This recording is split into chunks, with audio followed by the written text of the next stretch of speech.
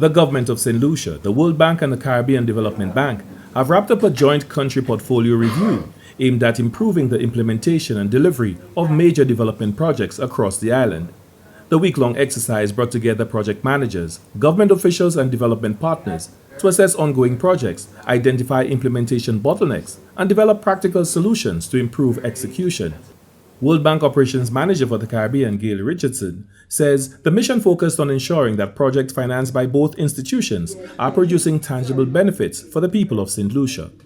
And the goal is really to have a conversation with the implementing teams to say, how is it going? What can we at the World Bank be doing better? What obstacles are you facing? Because we really do want to expedite implementation of the project so that the people of St. Lucia can see the results.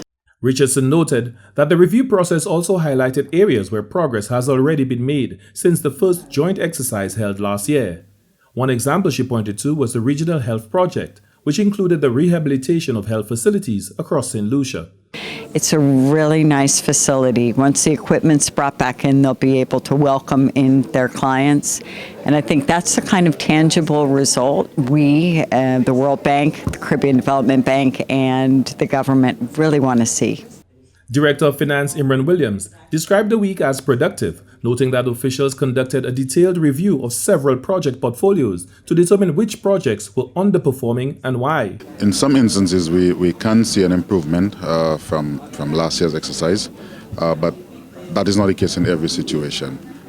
So it forces us now to try to have some conversation with the modality by which we deliver those projects, to take a opportunity to do some stock taking, to look at it and see whether that's the ideal or the best place model for delivering those projects. Williams says the collaboration reduces pressure on government agencies while allowing development partners to collectively address common implementation issues. In a previous dispensation, you would have had an entire week for CDB, an entire week for World Bank.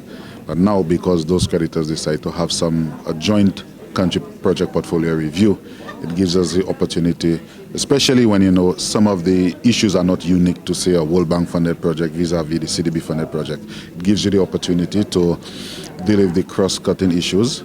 Director of Projects at the Caribbean Development Bank, O'Reilly Lewis, says St. Lucia's portfolio with the bank spans multiple sectors, including transportation, water, education, youth development, and community infrastructure. Our portfolio is way over $200 million in St. Lucia. So there's a large implementation responsibility that the government has. He says, despite some implementation challenges, the bank remains encouraged by the overall performance of projects in St. Lucia. Lewis also noted that the collaborative review model has proven beneficial for both the government and the development agencies. There's a lot of learning happening in terms of us observing the World Bank portfolio and the World Bank looking at our portfolio. And we share the lessons, things that were working, things that are not working. Officials say the joint review process will continue as St. Lucia works to improve project execution, efficiency, and ensure development investments translate to meaningful benefits for citizens. For the National Competitiveness and Productivity Council, Glenn Simon reporting.